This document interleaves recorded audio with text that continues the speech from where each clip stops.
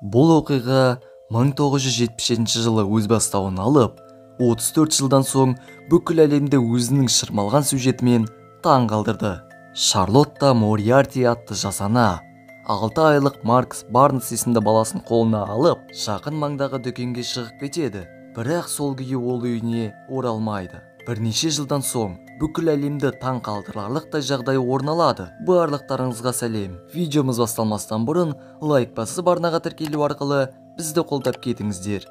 Ендеше, сіздермен бірге QRF ұжымы бүгін біз Шарлотта мен Маркстың жұмбақ жоғалуын қысқаша баяндап береміз.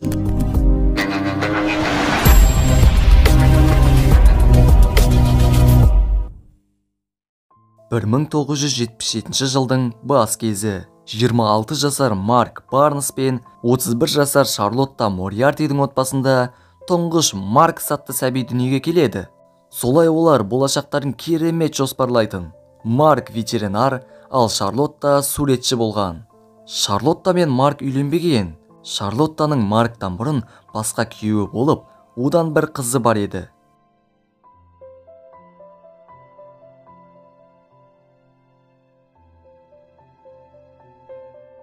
Сол күні Марк таң атқаннан даланың жұмыстарына кірісіп кетеді. Шарлотта болса, сол уақытта жақын маңдағы дүкенге баруы керек болып, Маркке баланы қарай тұршы деп айтқысы келеді. Бірақ Марктың жұмыс жасап жатқанын көріп, оны алаңдатпау үшін баланы коляскаға салып, өзімен бірге алып кетеді. Арадан бірнеше сағат өтті. Марк Шарлотта келуі қажет еді ғой, қайда жүр деп ойланады. Дүкенге қарай бірнеше минуттық жол еді. Кәз келетін шығар деп отырып, тағы да бірнеше сағат өтеді. Ақырында Марк өзі дүкенге қарай аттанады. Үйден шыға бергенде, үйдің маңындағы автобус тоқтайтын орнынан Маркстың коляскасын көреді. Ал Шарлотта мен Маркс еш жерде жоқ. Осыдан соң жылдам полицияға барып хабарласудың орнына оны үйде күтеді. Өйткені Шарлотта әдетте Маркқа ескертпей бірнеше күнге үйден шығып кететін. Бұл жолы оның қолында 6 айлық бала бар. Оған қоса көшенің ортасына колясканы қалдырып кеткен. Арадан 2 күн өтеді. Шарлотта әлі де жоқ. Сонда ғана Марк полицияға хабарласуды шешеді. Ал полицейлер оған тағы бірнеше күн күтіңіз, бәлкім келіп қалар деп кеңес береді. Марк солай жасап, тағы 2 күннен соң полицияға хабарласады.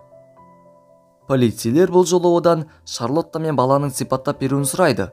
Содан соң біз іздеу жұмыстарын жүргіземіз деп, Марк солай енді полицейлерді жоғалтып алады. Осы қоңыраудан соң Маркке ешкімде хабарласпайды. Ал әйелі мен баласының тағдыры жұмбақ болып қала берді. Арадан 3 апта өтті. Марк іздеу қалай болып жатқанын білу үшін полиция учаскесіне барса, олар бізге онда ешқандай қоңырау түспеді деп қарап отырады. Сонда іс әлі де ашылмаған. Осы уақыт ішінде оларды ешкімде іздемеген екен. Марк, мен полицияға 2 рет хабарластым дейді. Олар болса, бізге әр келген қоңырау тіркеліп отырады. Онда сіздің хабарласқаныңыз туралы жазба жоқ деп жауап береді. Бұл жерде кімнің дұрыс, кімнің бұрыс екенін анықтау қиын. Егер полицейлер іздеу жұмыстарынан бас тартқан болса, онда олардың бастары бәлеге қалды деген сөз. Жалпы кішкентай сәбилер жоғалған уақытта полицейлер жылдам түрде іздеу жұмыстарын бастауы қажет. Мейлі арадан бірнеше сағаттар өтсе де, іздеуді бастауы керек. Қоңырау келмеді деп алсақ, Марктың да өзін ұстауы біртүрлі көрінеді. Неге жоғалған уақытта жылдам полицияға барып хабарласпады екен? Телефонмен хабарлап, ол қоңырау барды дейік. Бірақ неліктен олай 3 апта өткізгеннен кейін ғана полициядан не болып жатқанын білу үшін барды? Осы 3 апта ішінде ол полициядан хабарды білу үшін еш хабарласып сұрамаған. Детективтерге Марк Шарлоттаның психикасында бір ақау болуы мүмкін деген екен. Сол жылдары психиатрия енді бастауын алып жатыр еді. Сондықтан оның емі бойынша жұмыстар әлі де басталмаған. Шарлотта да Марк та ол бойынша ауруханаға барып көрмеген. Марктың тағы бір айтқаны, босанғаннан соң Шарлотта үйде көзін байлап жүретін болған. Неге екенін сұраса, ешқандай нақты жауап ала алмайды. Кейіннен Шарлотта көзін ашып, қарапайым адам ұқсап жүрген. Полиция істі ашып, көшелерге қағаздар іліп, ешқандай айғақтар таба алмайды.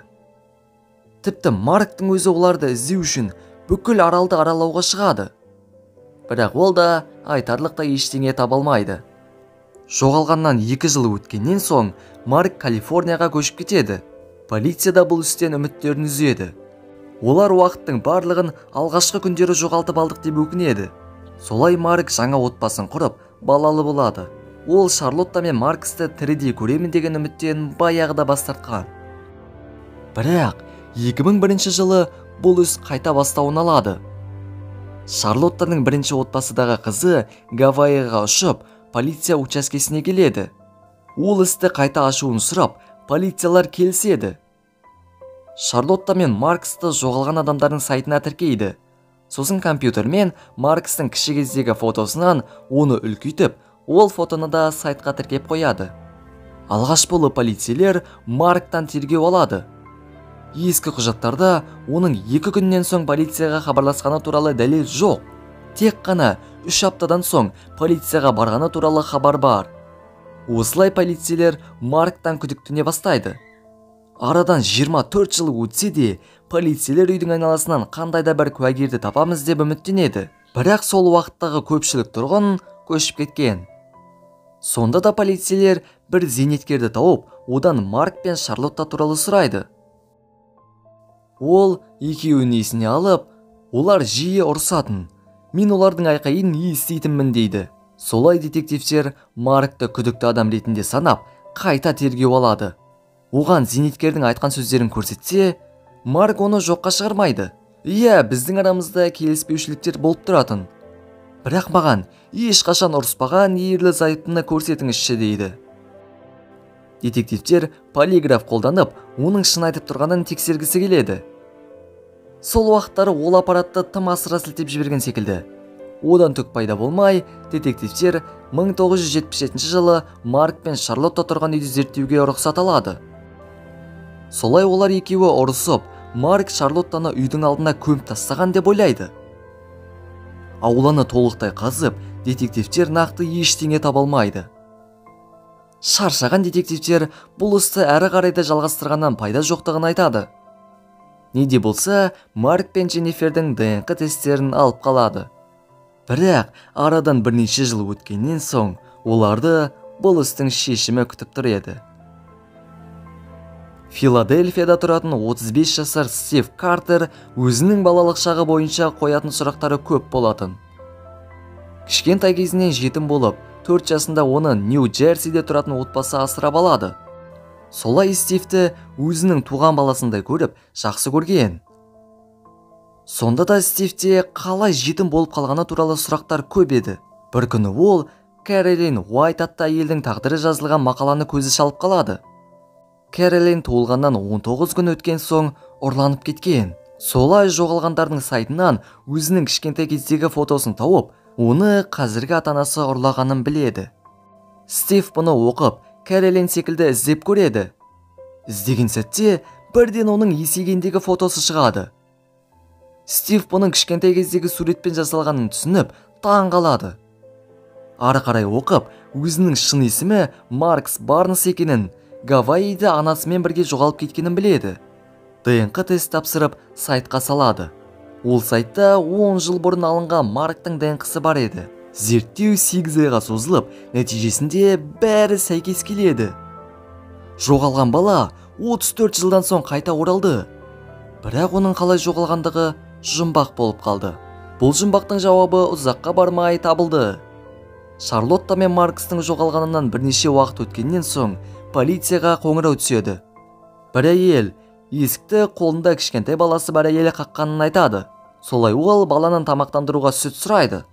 Полиция жағдай болып жатқан орынға келіп, әйелдің түр-түсі біртүрлі екенін көріп, психиатриялық ауруханаға апарады. Ал баланы балалар үйіне. Ол әйел Шарлотта еді. Бірнеше күннен соң Шарлотта ауруханадан қашып, ары қарай оны ешкім көрмеген. Осылайша видеомыз аяқталды. Еңбегімізді бағалау үшін лайк басып, арнамызға тіркеле кетіңіздер. Видео туралы пікірлеріңізді комментке жазсаңыздар болады.